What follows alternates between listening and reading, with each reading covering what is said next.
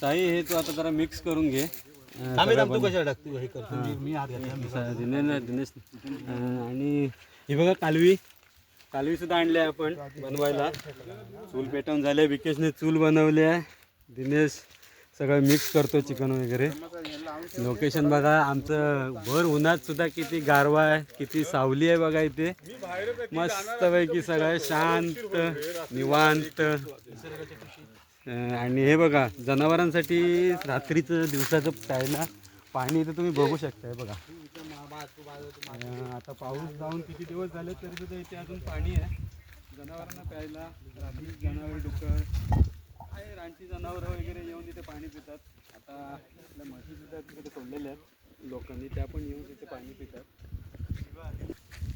निखारे वगैरे चांगले झाले आहेत, पेटलाय चांगला, आग पेटले आहे.